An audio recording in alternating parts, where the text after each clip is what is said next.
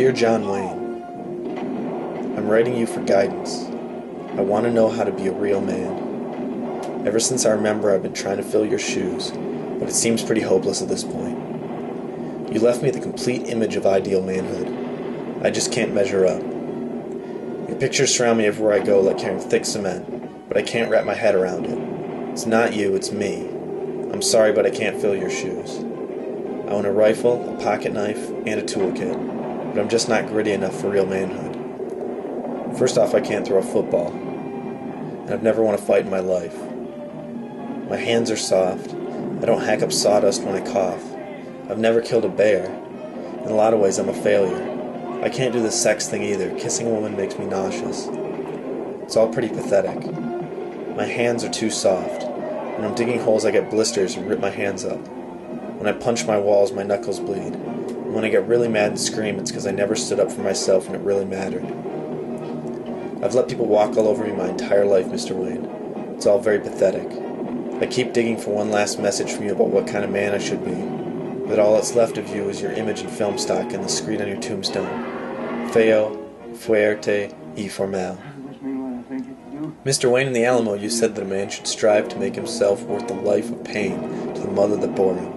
You said there's right and there's wrong, and sometimes you take a lick for what's right. You said that a man doesn't stand up for himself, and what's right is as dead as a beaver hat. I just can't boil my life down to a creed like that. My generation live like we're moral relativists floating in a tank of cynicism and half-hearted belief. I've tried to live up to American know-how by learning to change my own brakes and repairing drywall. I've tried to keep the idea of the American work ethic, but I'm lazy, afraid of success, telling myself ideals are illusions and unobtainable. Maybe if I really believed it myself, I'd be able to make it fly again. My entire generation is failing the country you're handing us. My generation of spoiled, rotten princesses with our cutesy electronics and perfect teeth. Sometimes it makes me so sick I can't talk or think straight. We're so eager to throw away our old men and take the reins for ourselves, but that's why you haunt me. I've got your name to live up to, and it makes me not want to grow up or try my hand when I know I'll come up short. I feel weak and sickly, like society is a rotting mouth, and the teeth we cut this land up with are now shrinking down to gums. What is true grit, and how do I earn it? Is it the strength to be old and tough?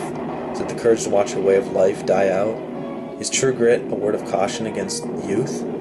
Or is it being proud, ugly, and dignified? You've left this trove of stories behind. Your image in my TV screen and in my imagination as a child. You're bigger than life, and if for nothing else, thank you for that.